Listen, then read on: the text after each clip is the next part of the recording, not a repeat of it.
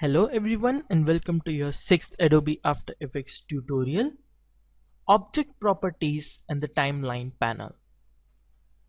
In this tutorial we will get to know about the object properties and the timeline panel on how they work and what do they consist of. So let's start off by creating a new composition. Just click on here and select tutorial 6 PAL DV 1050 by 576, 10 seconds long, background color black, hit OK. So here we have a new composition. So if you look closely here, this is called the CTI. This is the current time indicator. Now this CTI tells us that on which point of time are we currently in our composition. We will check out the object properties in this tutorial. So to do that we need an object. So I will quickly create a solid. Now how to create a solid you will get to know soon enough.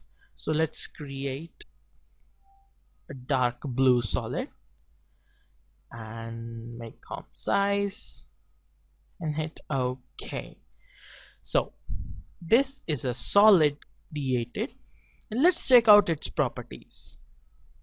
As soon as we created the solid, a new layer was created.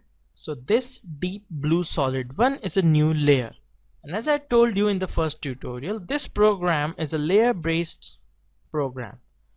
So every media will occupy its own track and will be converted into layers. So this is one layer in which deep blue solid is there. When we click on this triangle of this layer, we will see that this solid has transform properties. Let's quickly check it out. Anchor point, position, scale, rotation and opacity.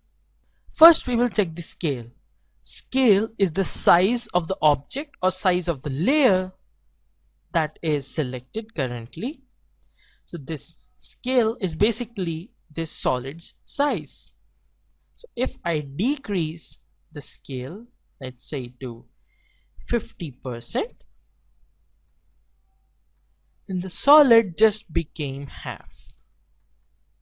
In order to change the value, you can click and drag your mouse, or you can just click once and then enter a number for exact value. Now coming on to the second thing, the position. This is the X position and this is the Y position of the solid's center point. As you can see, this is the solid center point, and when I put my mouse over here, you can see the position is 525, 288. So if I put my mouse in the center of this solid, you will see my position over there in the info panel as 525, 287, almost, because my mouse is not pointed currently. So the position, if I change the position, let's see the X position from 525, you will see the object will move in the X axis.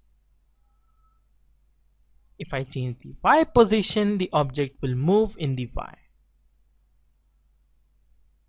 Now here comes the rotation. When you click and drag, the object will rotate. As you can see. And the opacity determines how opaque the object is. These are the basic properties of any object or any layer that come up. I have done some random animations. See, size, the position.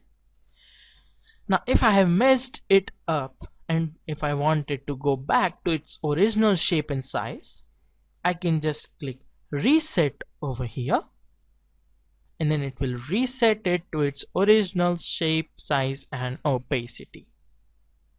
So guys, that's it for this tutorial and thank you for watching.